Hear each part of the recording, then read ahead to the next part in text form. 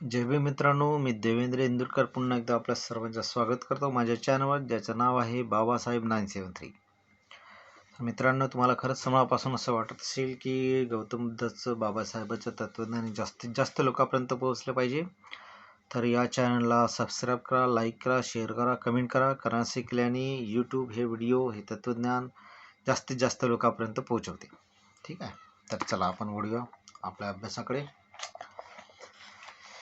भगवान बुद्ध आणि त्यांच्या धम्माचा अभ्यास सुरू आहे. त्याच्यातील तिसरा खंड, भाग पहिला, त्याच्यातील तिसरा प्रकरण. काय लिहिलं आहे यामध्ये बघा. प्रत्येक धर्माच्या संस्थापकाने आपण किंवा आपली शिकवणूक दैवी असल्याचा दावा मांडलेला आहे. मोजेस यांनी आपली स्वतःची उत्पत्ती दैवी असल्याचे म्हटले नाही, परंतु त्याची शिकवणूक मात्र दैवी असल्याचे म्हटले जाते. त्यांनी आपल्या अनुयायांना सांगितले आहे की दुधामताच्या प्रदेशात ज्यांना जावयाचे असेल त्यांनी त्यांची ही शिकवणूक मान्य केलीच पाहिजे, कारण ती जीवनाची म्हणजे ईश्वराची शिकवणूक आहे. येशू ख्रिस्तांनी आपण देवपुत्र असल्याचे स्वतःच सांगून दैवीपणाचा स्वतःचा हक्क सांगितला आहे. दैवीपणावरचा स्वतःचा हक्क सांगितला. स्वाभाविकपणे त्यांची शिकवणूकही दैवी झालेली आहे. कृष्ण तर म्हणत असत, मी स्वतःच ईश्वर आहे आणि गीता हा माझा शब्द म्हणजे ईश्वराचे वचन आहे.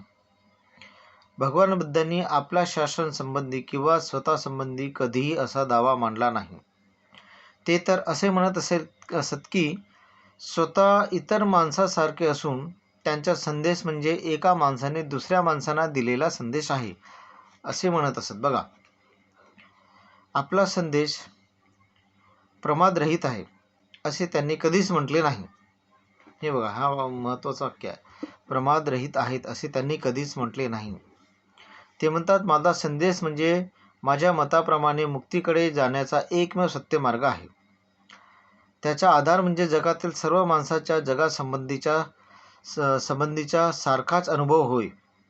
ते म्हणत असत की त्यात कितपत सत्य आहे हे पाहण्यासाठी त्यासंबंधी कोणताही प्रश्न विचारायला आणि त्याचे परीक्षण करायला सर्वांना स्वातंत्र्य आहे.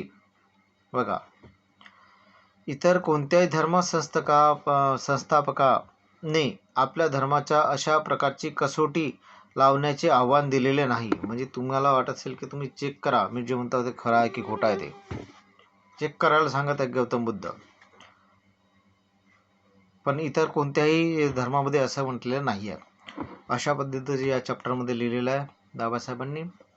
तर मित्रांनो, हे ज्ञान जास्तीत जास्त लोकांपर्यंत पोहोचायला तुम्हाला असं खरंच वाटत असेल तर प्लीज या चॅनलला सबस्क्राईब करा, लाईक करा, शेअर करा, कमेंट करा. कारण असं केल्याने यूट्यूब जास्तीत जास्त लोकांपर्यंत हे व्हिडिओ पोहोचवते. ठीक आहे, जय भीम.